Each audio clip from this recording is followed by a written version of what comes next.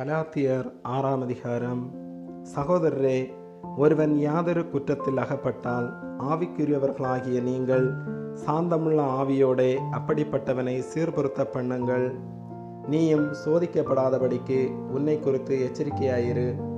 ஒருவர் பாரத்தை ஒருவர் சுமந்து இப்படியே கிறிஸ்துவனுடைய பிரமாணத்தை நிறைவேற்றுங்கள். ஒருவன் தான் ஒன்றுமில்லாதிருந்தும் தன்னை ஒரு பொருட்டென்று எண்ணினால் தன்னை தானே வஞ்சிக்கிறவனாவான். அவனவன் தன் சுய கிரியையை சோதித்து பார்க்க கடவன். அப்பொழுது மற்றவனை பார்க்கும் போதல்ல, தன்னையே பார்க்கும்போது மேன்மை பாராட்ட அவனுக்கு இடம் உண்டாகும். அவனவன் தன் பாரத்தை சுமப்பானே. மேலும் திருவசனத்தில் உபதேசிக்கிறவனுக்கு சகல நன்மைகளிலும் பகிர்ந்து கொடுக்க கடவன். மோசம் போகாதிருங்கள்.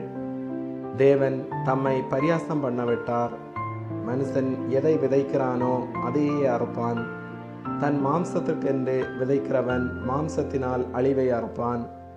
ஆவிக்கென்று விதைக்கிறவன் ஆவியினாலே நித்திய ஜீவனை அறுப்பான். நன்மை செய்கிறதில் சோர்ந்து போகாமல் இருப்போமாக. நாம் தளர்ந்து போகாதிருந்தால் ஏற்ற காலத்தில் அறுப்போம். ஆகையால் நமக்கு கிடைக்கும் சமயத்திற்கு தக்கதாக யாவருக்கும், விசேஷமாக விசுவாச குடும்பத்தார்களுக்கும் நன்மை செய்ய கடவோம். என் கையெழுத்தாய் எவ்வளவு எழுதினேன் என்று பாருங்கள்.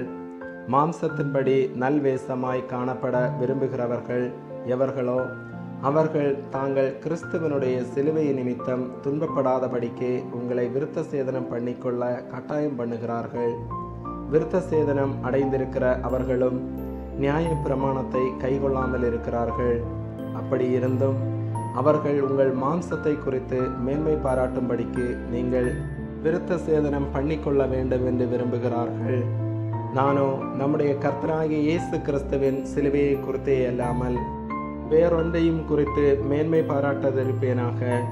அவரால் உலகம் எனக்கு சிலுவையில் அறையுண்டிருக்கிறது, நானும் உலகத்திற்கு சிலுவையில் அறையுண்டிருக்கிறேன். கிறிஸ்து இயேசுவுக்குள் விருத்த சேதனமும் ஒன்றுமில்லை, விருத்த சேதனம் இல்லாமையும் ஒன்றுமில்லை. புது சிருஷ்டியே காரியம்.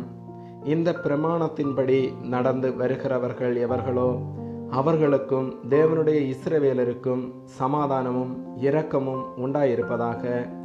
இனிமேல் ஒருவனும் எனக்கு வருத்தம் உண்டாக்காதிருப்பானாக.